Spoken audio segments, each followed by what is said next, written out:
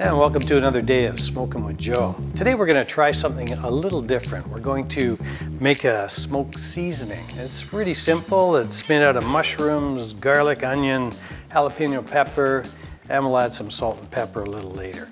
This makes a really nice addition to soups or stews where you want that savory seasoning, but you might want that little extra hit of smoke flavor added to the mix.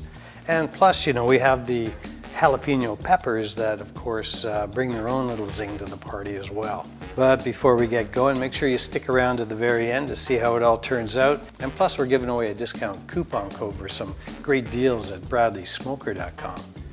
Okay, so this is how we're going to do it. Basically, I'm just going to chop everything up into smaller pieces.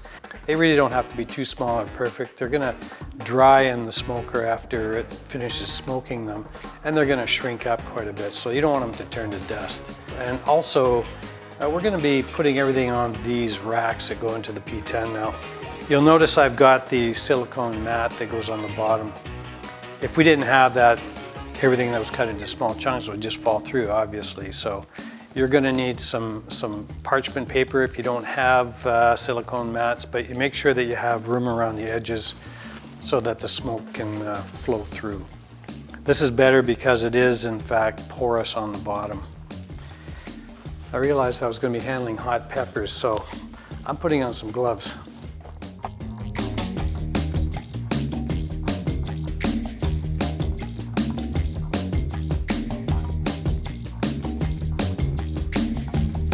Chunks aren't too small. The onion will break apart into nice layers anyways, so we're not worried about cutting it into cubes or anything like that. So they can be mixed, it doesn't matter, it's all going to be mixed up later anyways.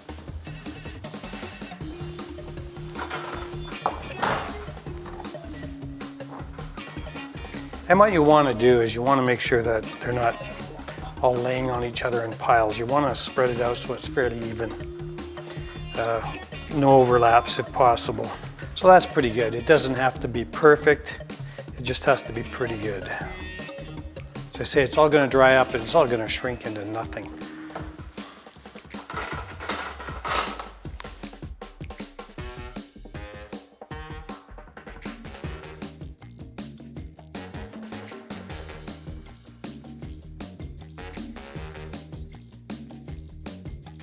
And that's looking pretty good. Lots of space for the smoke to get through it and nothing overlapping, or if they are, very little. And these are going to go into the smoker just like this.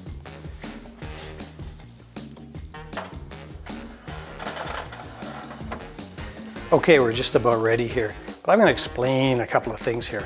I'm using the top 3 shelves, and the reason for that is because this seems to be where most of the smoke congregates before it goes out the chimney. Now, it's also the farthest away from the elements. I don't want to actually cook the vegetables. I want them to dry out, but I don't want them to be too close to the element where they start to cook. I'm going to smoke the vegetables for 40 minutes. And the reason I chose 40 minutes is simply because that's the flavor that I like. I like the 40-minute flavor on these smaller pieces of vegetables. So I don't want to hide the vegetable taste, and at the same time I want to have enough smoke there that I taste the smoke.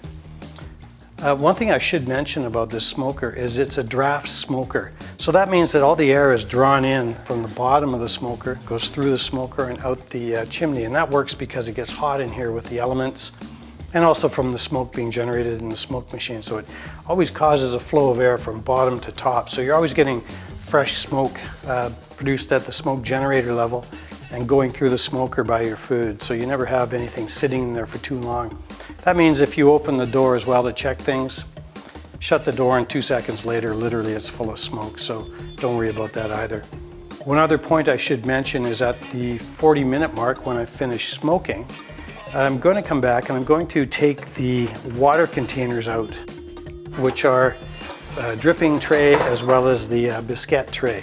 And the reason for that is because I'm trying to dry out the vegetables. I don't want to have anything that's evaporating moisture on the inside there and kind of keeping the humidity up higher. So those will be coming out as well. And that's about it. Let's get going. All right, so let's get started here. So it's going to be 150 degrees for 4 hours. And 4 hours may be too much, but it doesn't matter. You can always turn it off. And we'll smoke it for 40 minutes. And that'll do it. I'll be back in about 20 minutes. I'm just gonna rotate the racks and check and make sure everything is running 100%, but that's all there is to it. I came back after 2 hours. It wasn't quite dry, so I decided to raise the temperature to 225. And I'm going to set it for 3 hours, but I'm going to come back and check it, see how it looks. Well, as you can see, there's not a lot left once it's dried out. It shrinks up pretty good. But this is all of it. I've got it out on a piece of paper here. So what I'm going to do is I'm going to put it in my little KitchenAid mini processor here.